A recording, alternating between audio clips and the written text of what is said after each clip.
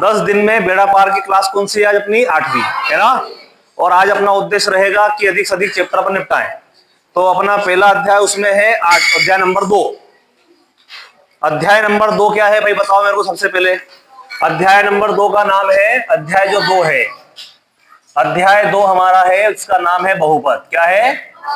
अब देखो बहुपद अगर पाठ आया है तो इसमें से 2 नंबर का प्रश्न भी आएगा, ऑब्जेक्टिव भी आएंगे। तो ऑब्जेक्टिव कैसे कैसे आएंगे ये बार बार रिवाइज करवा रहा हूं मैं।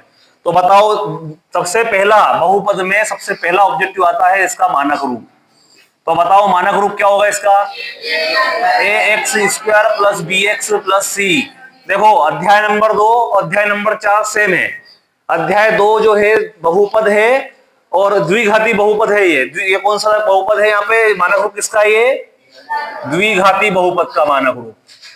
द्विघाती बहुपद का जो मानक रूप है वो क्या है हमारा? ax² + bx + c। और अध्याय 4 का नाम है द्विघाती समीकरण। तो समीकरण में क्या आता है? बराबर 0 आता है और बहुपद में 0 नहीं आता है। और लिखना है जहां पर ये दोनों मान 0 हो सकते हैं लेकिन ए का मान कभी भी 0 नहीं होगा। तो ये होगा हमारा द्विघाती बहुपद का मानक रूप। सबसे महत्वपूर्ण ऑब्जेक्टिव जो इसमें से ऑब्जेक्टिव क्या सबसे महत्वपूर्ण प्रश्न बनता है 2 नंबर का, वो कौन सा बनेगा? फिर से रिवाइज करते हैं अपन, क्या है बताइए। तो फॉर्मूला होता है द्विघाती बहुपद बनाने का सूत्र। तो बताइए क्या सूत्र होता है बताइए। ब्रैकेट में x² - alpha + beta x + alpha × beta bracket बंद के। आ गई बात समझ में। और यहां से देखो, यहां पे देखो ये ax² है + bx + c। अगर मैं x² करूंगा तो यहाँ पे a का भाग देना पड़ेगा। यहां भी ये हो जाएगा, यहां भी ये हो जाएगा, यहां भी ये हो जाएगा। तो अपन तुलना करते हैं, डायरेक्ट अपन याद रखना है। अगर अपन यहां पे से मान निकालें तो अल्फा + बीटा का मान जो रहेगा वो रहेगा माइनस का b/a। तो इससे अल्फा + बीटा का एक फार्मूला बन गया हमारा शून्यकों का योगफल। तो शून्यकों का योग क्या होता है हमारा? अल्फा + बीटा बराबर माइनस b/a। और शून्यकों का गुणनफल तो ये हो जाएगा अल्फा × बीटा बराबर हो जाएगा c/a। तो ये फॉर्मूले दिमाग में है अपने, तो ये फॉर्मूले होते हैं। अब इसका जो और महत्वपूर्ण प्रश्न है जो ऑब्जेक्टिव तौर पे आते हैं वो क्या आता है? सबसे पहले लिख लेते हैं क्या? बहुपद। बहुपद पे के बाद लिखते हैं इसके, चलो पहले लिखते हैं घात और फिर लिखते हैं शून्यक। अब बहुपद में सबसे पहला बहुपद मानते हैं पर रेखिक। बताओ रेखिक बहुपद में घात कितनी होती है? अधिकतम घात। घात मतलब होती है अधिकतम घात। अधिकतम घात पूछे तो क्या अपने को एक ही बात है। तो रेखिक बहुपद में घात जो होती है 1 और शून्यक होते हैं 1। द्विघाती बहुपद में क्या होते हैं भाई? 2 घात भी होते हैं। जो नाम ही है त्रिघाती बहुपद, तो नाम है त्रि मतलब 3, तो 3 और ये 3। अब यहां बात ध्यान रखना, अगर हमारा अचर बहुपद आया है तो दोनों घातें क्या हो जाएगी? 0 0। और यहां पे अगर शून्य बहुपद आया है तो अपरिभाषित, और यहां भी अपरिभाषित। तो ये अपना ध्यान रखना है। अगर ऑब्जेक्टिव अपना पेपर में आ गया कि शून्य बहुपद की में शून्यक होते हैं तो कोई परिभाषित नहीं कितने शून्यक होते हैं। शून्य बहुपद की घात क्या होती है? तो अपरिभाषित। अचर बहुपद की घात होती है 0। त्रिघाती बहुपद में शून्यक होते हैं। आगे बात समझ में। अब बात करें अपन 2 नंबर वाले प्रश्नों की। तो 2 नंबर वाले प्रश्न कहां से बनेंगे वो देखो। पहला देखो, एक बात ध्यान रखना, एक ऑब्जेक्टिव है बहुपद px। कोई बहुपद px है, x अक्ष को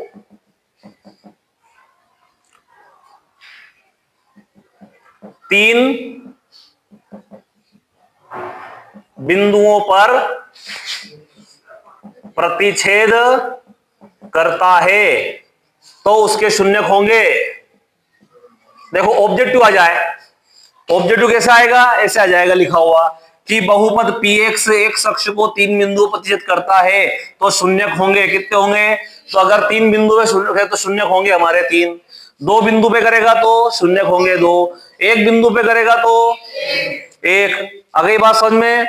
अगर पेपर में ऐसा नहीं आया ने एक ऐसा आ गया अपने को, डायग्राम आ गया, एक ग्राफ आ गया अपने को, और यहाँ लिखा हुआ है x अक्ष और यहाँ लिखा हुआ है आड़ी लाइन कहलाती है, x अक्ष खड़ी लाइन कहलाती है। तो बताओ अगर ये यहाँ पे प्रगति बताओ, अगर ये ग्राफ आ गया पेपर में तो बताओ शून्य क्या आएगा, शून्य कितने हो जाएंगे। y को काट रहा है x अक्ष को, x अक्ष पे देखना है आड़ी लाइन पे कितनी जगह काट रहा है ये, तो आड़ी लाइन पे एक भी जगह नहीं काट रहा है, तो इसके शून्य क्या हो जाएंगे हमारे, शून्य हो जाएंगे। ओके, और अगर मान लो ऐसा आ गया, मान लो बताओ शून्य कितने हैं, 1 2 3 4 5 6 7 8 9, तो शून्य कितने हो गए इसके, जितने बिंदुओं पे प्रतिशत करेगा उतने उसके क्या होंगे, शून्य होंगे। एक अक्ष को जितने बिंदु पे काटता है कोई वक्र उतने उसके क्या होते हैं। एक और ऑब्जेक्टिव आता है, किसी बहुपद की कौन सी घात,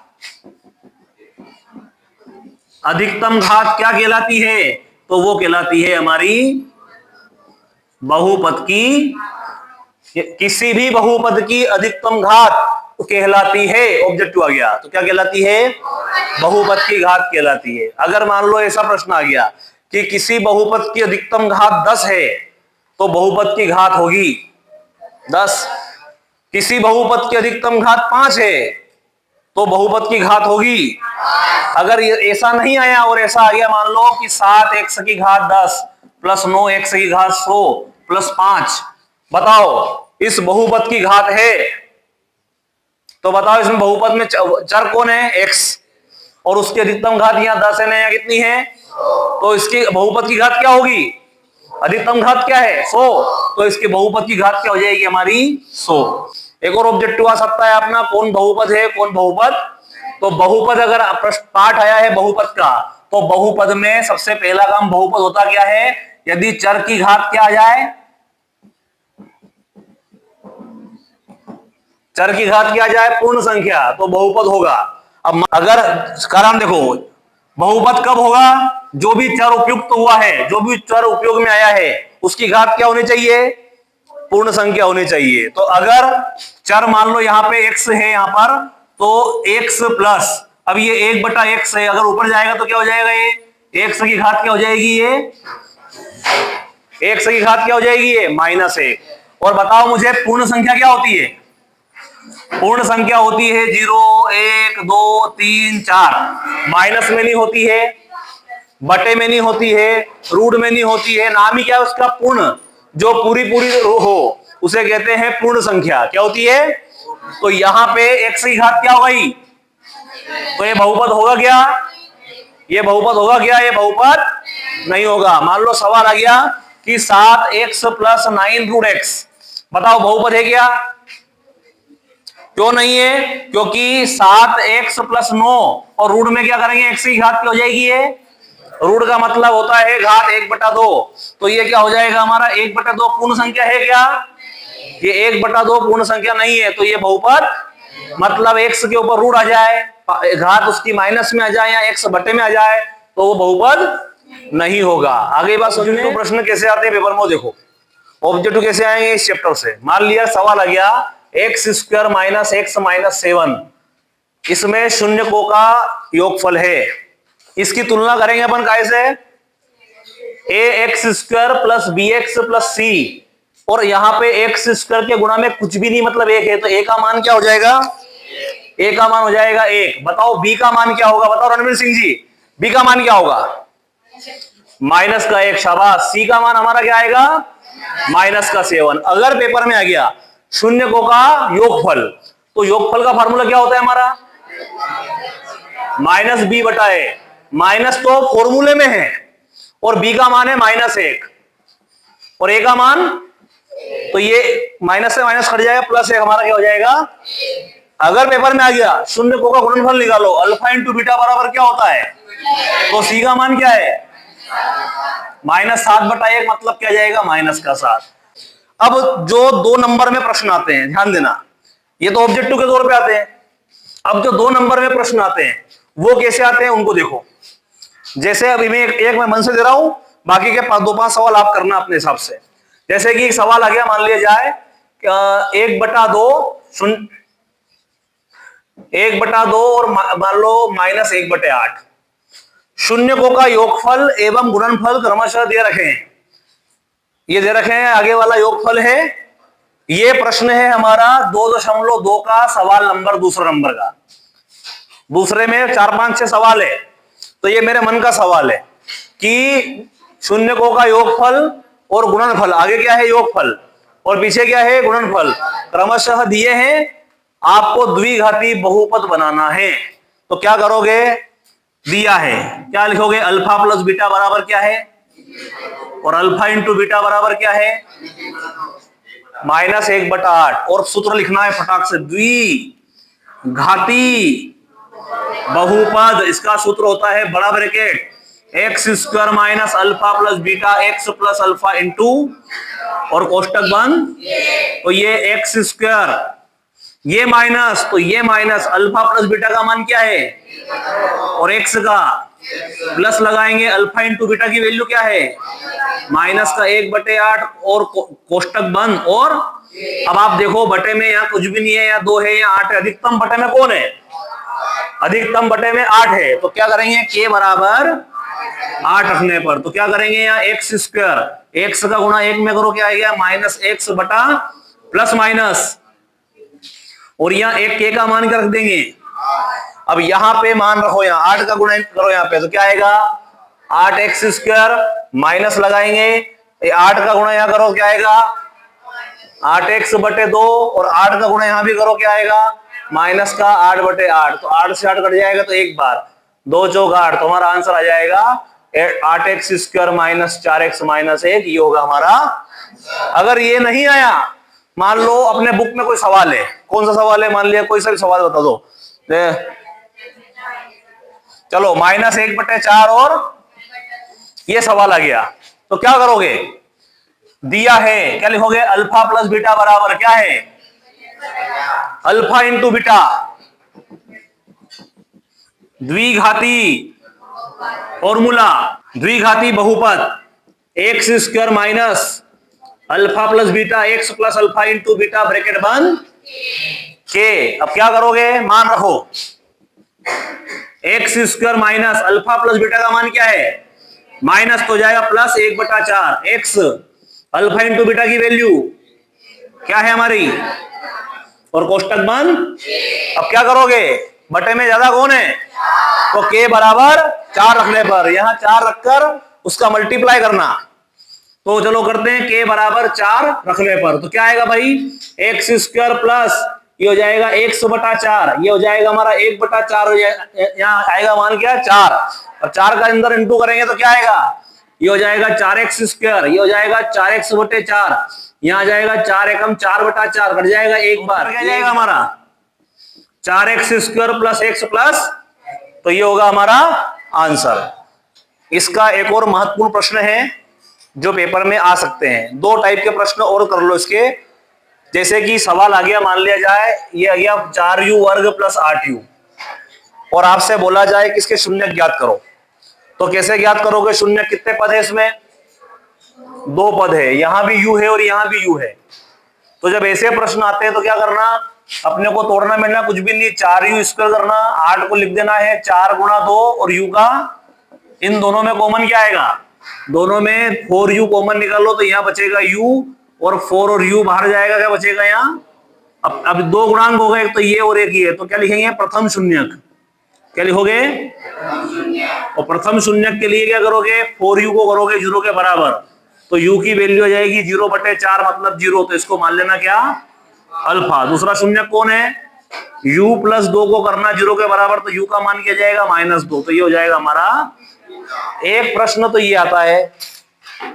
दूसरा प्रश्न क्या आता है, ध्यान देना, जैसे कि सवाल आ गया x का वर्ग -9 शून्य ज्ञात करो, ये प्रश्न आ गया। अब इसमें और इसमें अंतर क्या है, यहाँ u वर्ग है और यहाँ u है, पर देखो यहाँ x² है और यहाँ 9 है, इसमें x जब ऐसे प्रश्न आ जाए तो क्या करेंगे, शून्य ज्ञात करने के लिए क्या लिखना, शून्य ज्ञात करने के, जिसके भी शून्य ज्ञात करने होते हैं उसको क्या कर दो, 0 के बराबर कर दो, और x का वर्ग बराबर 9 जाएगा, उधर काय हो जाएगा, तो x बराबर x वर्ग हटेगा तो क्या लग जाएगी करनी, और 9 किसका होता है वर्गमूल, तो हमारा आंसर क्या आ गया, एक तो प्लस का 3 और एक माइनस का 3। अरे चलो ये 9 नहीं आया, और ये आ गया x वर्ग -3 आ गया, अब क्या करोगे बताओ, वही शून्य ज्ञात और x वर्ग माइनस 3 को करना 0 के बराबर, तो x वर्ग बराबर ये 3 जाएगा उधर का हो जाएगा,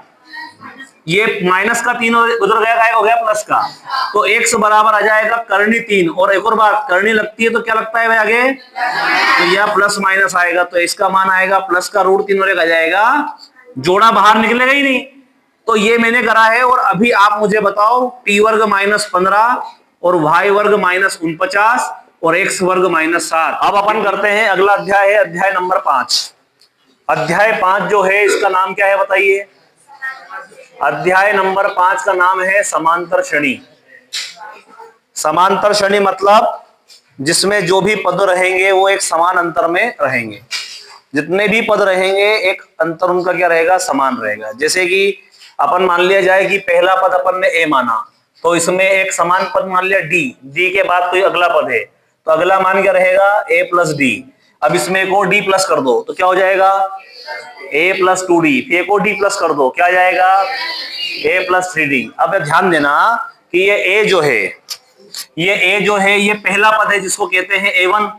a1 मतलब पहला पद, ये a2, ये a3, ये a4 है ना, ये पहला पद, ये दूसरा पद, ये तीसरा पद और ये चौथा पद। ओके, तो अगर आपसे पेपर में आ जाए कि समांतर श्रेणी का कौन सा रूप,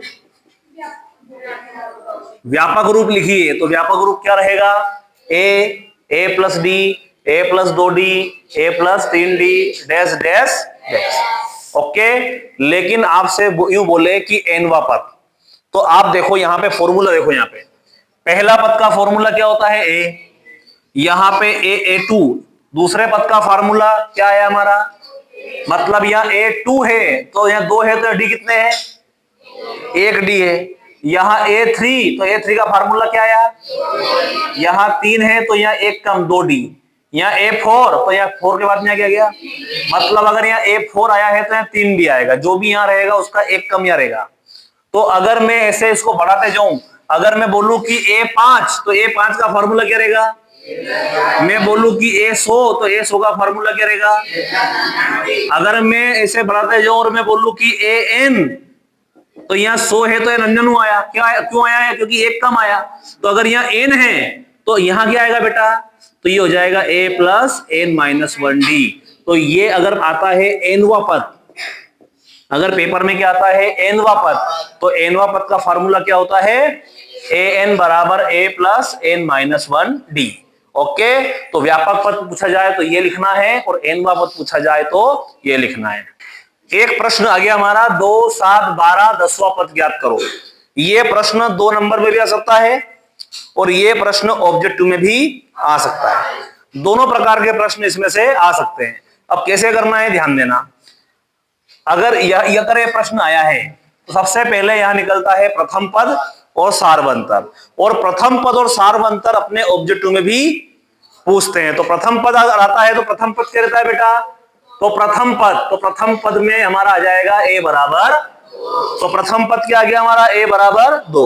सार्वंतर की बात करें तो सार्वंतर क्या होगा बताओ, सार्वंतर d बराबर, तो सार्वंतर में पीछे वाले पद में से आगे वाले पद को घटाना है। पीछे वाला पद भले कोई सा भी हो, ये 12 है तो 12 में से 7 घटा दो, या फिर ये मतलब फॉर्मूला यहाँ ये होता है a2 माइनस a1 या a3 माइनस a2, पीछे वाले पद में से 7 में से 2 घटाओ क्या आएगा, तो यह सार्वंतर का मान क्या आ गया हमारा 5 आ गया। अगर ऑब्जेक्टिव में प्रश्न आता, मान लो ये एपी दे देते कि इसमें सार्वंतर है, तो सार्वंतर क्या रहता 5 रहता। कैसे, तो पीछे वाले पद में से आगे वाले पद को घटा लेते।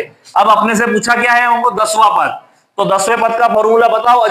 10वें पद का फार्मूला आ जाएगा a प्लस, देखो nवें पद का फार्मूला n माइनस 1, दूसरे का 1d, a3 का फार्मूला a प्लस, या 3 है तो 2d।